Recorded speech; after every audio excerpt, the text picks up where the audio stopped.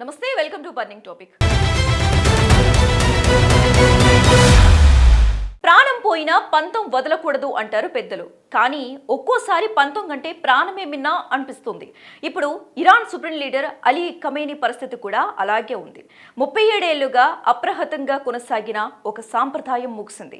అగ్రరాజు America గురిపెట్టిన క్షిపణికి భయపడి Iran అగ్రనేత under ground బంకర్లో తలదాచుకుంటున్నారా? America యుద్ధ నౌకల ఘర్జనతో పశ్చిమాసియా మరో ప్రపంచ యుద్ధానికి వేదిక కాబోతోందా? అసలేం జరుగుతోంది?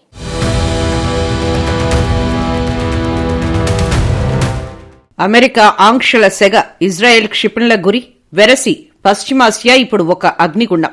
ఈ మాటల మధ్య Iran supreme leader ఆయతుల్లా Ali Khamenei ఎక్కడ ఉన్నారు? ఆయన కదలికలు ఎందుకు అంత రహస్యంగా మారాయి? 3 దశాబ్దాల రికార్డును పక్కనబెట్టి ఆయన ఎందుకు తలదాచుకోవాల్సి వస్తోంది?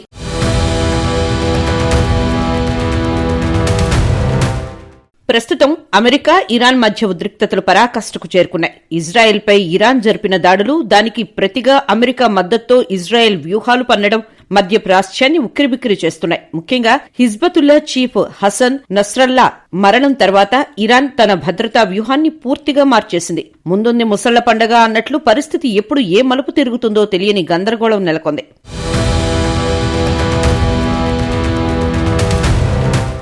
ఖమేనీ ప్రాణాలకు ముప్పు పొంచి ఉందన్న నిఘా వర్గాల హెచ్చరికలతో ఇరాన్ భద్రతా దళాలు ఆయన్ని అత్యంత సురక్షిత ప్రాంతానికి తరలించాయి. ఇది సాధారణ నివాసం కాదు. భూగర్భంలో కొన్ని వందల అడుగుల లోతులో అత్యాధునిక రక్షణ కవచాలతో నిర్మించిన బంకర్లు. ఇవి ఎంత పటిష్టమైనవంటే అమెరికాకు చెందిన అత్యాధునిక నిఘా శాటిలైట్లు సైతం వీటి ఆచూకీని కనిపెట్టలేవు. ఖమేనీ నివాసం ఉండే చోట కమ్యూనికేషన్ సిగ్నల్స్ ఉండవు. ఆయన ఎవరితో మాట్లాడుతున్నారు, ఎవరికి ఆదేశాలు ఇస్తున్నారు అనేది బయటి ప్రపంచానికి అస్సలు తెలియదు. శత్రువుల రాడార్ల కళ్లు కప్పి ఆయన ఇరాన్ సైన్యాన్ని నడిపిస్తున్నారు.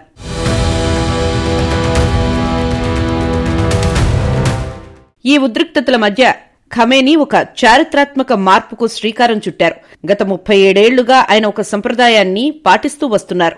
ప్రతి శుక్రవారం టెహ్రాన్లోని మసీదులో ప్రార్థనలు నిర్వహించడం, వేల మంది ప్రజల మధ్య ప్రసంగించడం ఆయనకు అలవాటు. అయితే ప్రస్తుత ప్రాణహాని దృష్ట్యా దశాబ్దాల కాలంగా వస్తున్న ఈ సంప్రదాయానికి బ్రేక్ పడింది. 1987 తర్వాత మొదటిసారిగా ఖమేనీ బహిరంగ ప్రార్థనలకు దూరంగా ఉండటం లేదా అత్యంత కట్టుదిట్టమైన భద్రత మధ్య స్వల్ప సమయం మాత్రమే కనిపించడం గమనార్హం.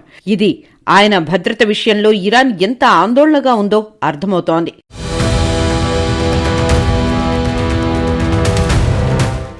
బంకర్లో తలదాచుకుంటున్నప్పటికీ ఖమేనీ తన పట్టు కోల్పోలేదు. అజ్ఞాతం నుంచే ఆయన అమెరికాకు హెచ్చరికలు పంపుతున్నారు. ఇరాన్ యొక్క అణు కార్యక్రమాలు, క్షిపణి పరీక్షలు ఆయన పర్యవేక్షణలోనే జరుగుతున్నాయి. అమెరికా తన విమాన వాహక నౌకలను మోహరించిన ఖమేనీ వెనక్కి తగ్గడం లేదు. తన ఉనికిని రహస్యంగా ఉంచుతూనే మధ్యప్రాచ్యంలో తన పట్టును నిరూపించుకునే ప్రయత్నం చేస్తున్నారు. అమెరికా నిఘా సంస్థలు, ఇజ్రాయెల్ మోసాద్ ఆయన ఆచూకీ కోసం గాలిస్తున్న ఇరాన్ రక్షణ వ్యవస్థ వారిని ముప్పతిప్పలు పెడుతోంది. ఇది కేవలం యుద్ధం మాత్రమే కాదు, 2 దేశాల మధ్య సాగుతున్న మైండ్ గేమ్. పులిదాడి చేసే ముందు 4 అడుగులు వెనక్కి వేస్తుందట. ఖమేనీ అజ్ఞాతం కూడా అలాంటిదేనా?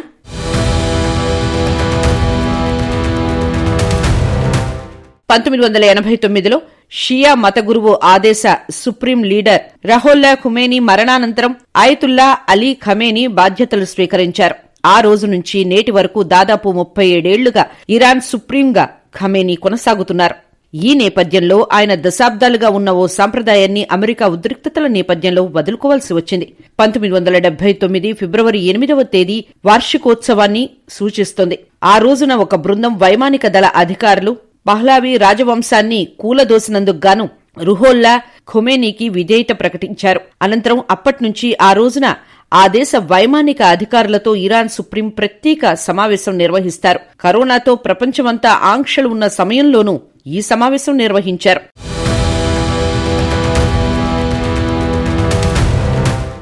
అయితే ప్రస్తుతం అమెరికాతో హాని పొంచి ఉన్న నేపథ్యంలో తొలిసారిగా ఆ దేశ సుప్రీం ఆ భేటీకి హాజరు కానట్లు ఇరాన్ అధికారులు ప్రకటించారు.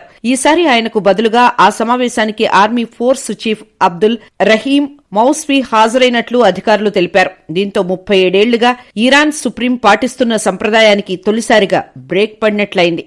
ప్రస్తుతం ప్రపంచవ్యాప్తంగా వినిపిస్తున్న ప్రధాన చర్చ ఇరాన్ అత్యున్నత నాయకుడు ఆయతుల్లా అలీ ఖమేనీ ఎక్కడ? గత కొద్ది రోజులుగా ఆయన బహిరంగంగా కనిపించకపోవటం వెనుక బలమైన కారణాలున్నాయని అంతర్జాతీయ విశ్లేషకులు భావిస్తున్నారు. అమెరికా నుండి నేరుగా ముప్పు పొంచి ఉందన్న నిఘా వర్గాల సమాచారంతోనే ఖమేనీ భద్రతా కారణాల దృష్ట్యా రహస్య ప్రాంతానికి వెళ్లినట్లు తెలుస్తోంది. రాబోయే రోజుల్లో అమెరికా దాడులు మరింత తీవ్రతరం కావచ్చన్న భయం ఇరాన్ను వెంటాడుతోంది. అమెరికా తన యుద్ధ విమానాలను, క్షిపణి వ్యవస్థలను మధ్యప్రాచ్యానికి తరలించడం, ఇరాన్ వ్యూహాత్మక స్థావరాలను లక్ష్యంగా చేసుకోవడం ఇరాన్ పాలకులను ఆందోళనకు గురిచేస్తోంది. అయినప్పటికీ ఆ దేశం తన పంతాన్ని మాత్రం వదులుకోవడం లేదు.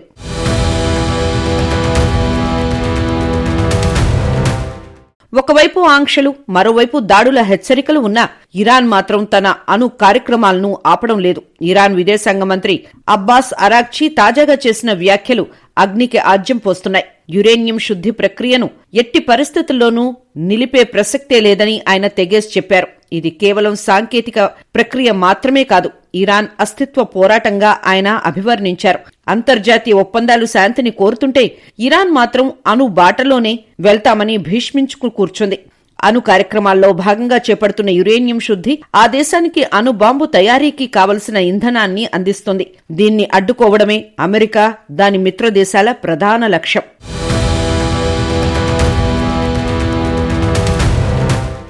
దేశ సార్వభౌమాధికారం విషయంలో ఇరాన్ ఏనాడూ రాజీ పడలేదు. ఇప్పుడు కూడా పడబోమని అరాగ్చీ స్పష్టం చేశారు.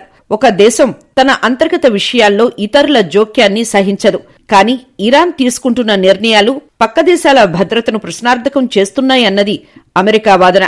గోరుతో పోయేదానికి గొడ్డల్దాకా తెచ్చుకోవడం అంటే ఇదేనేమో. చర్చల ద్వారా పరిష్కరించుకోవలసిన సమస్యను యుద్ధం దాకా తీసుకువచ్చారు.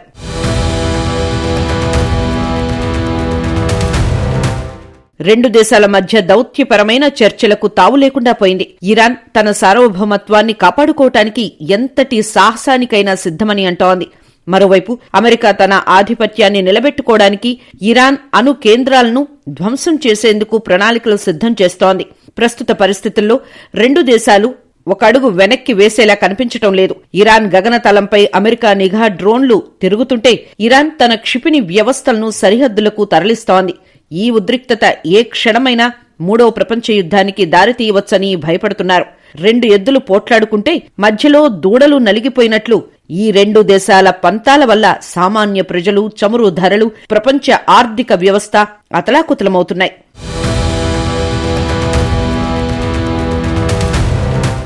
ముప్పు ముంగిట ఉన్న ఖమేనీ అడుగు బయటపెట్టకపోవడం, విదేశాంగ మంత్రి అరాగ్చీ ఘాటు వ్యాఖ్యలు ఇవన్నీ చూస్తుంటే మధ్యప్రాచ్యంలో శాంతి అనేది ఒక కలగానే మిగిలిపోయేలా ఉంది. తగ్గేదేలే అంటున్న ఇరాన్, వదిలేదేలే అంటున్న అమెరికా. ఈ పోరులో గెలిచేదెవరో, ఓడేదెవరో కాలమే నిర్ణయించాలి.